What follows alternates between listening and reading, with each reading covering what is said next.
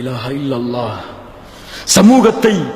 சமூகத்தை கிளர்ச்சி அடைய செய்ய வேண்டிய நேரம் வந்து விட்டது.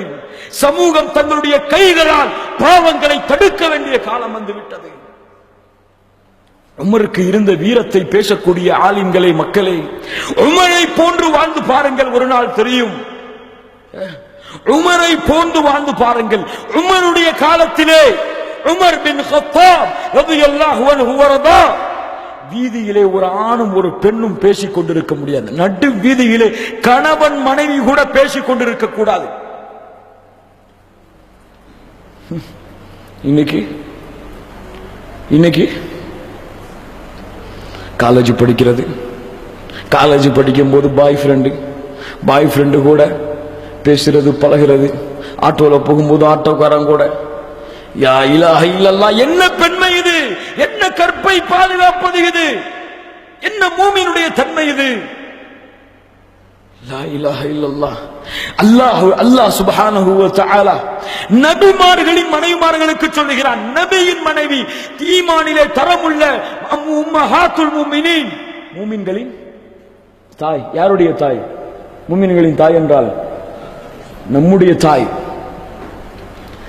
இன்ஷா அல்லாஹ் நம்முடைய தாய்க்கு அல்லாஹ் சொல்லுகிறான், இதா சஅல்துமூஹுன்ன மதாஅன் ஃபஸ்அலூஹுன்ன மின் வராஇல் ஹிஜாப். நபியே, உங்களுடைய மனைவியிடத்தில் மூமினானவர்கள் ஏதாவது தேவையை கேட்டு வந்தால் ஹிஜாபிற்கு பின்னால் இருந்து கேட்கட்டும், திரைக்கு பின்னால் இருந்து கேட்கட்டும்.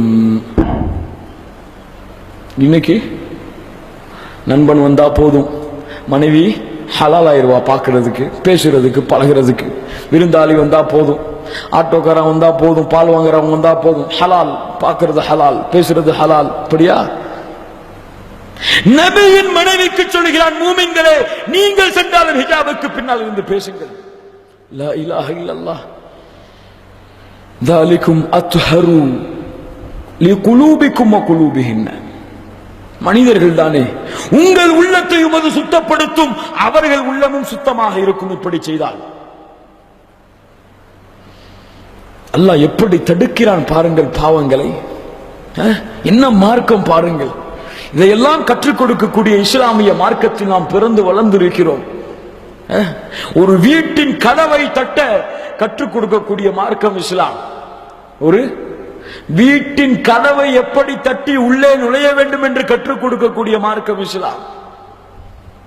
அல்ஹம்துலில்லாஹி அல்லதி ஹதானா லிஹாதா வமா குன்னா லினஹ்ததிய லௌலா அன் ஹதானா அல்லாஹ். நேர்வழி கொடுத்தவன் நீனே, நேர்வழி நீ கொடுக்காமல் நாங்கள் நேர்வழி பெற்றிருக்க மாட்டோம்.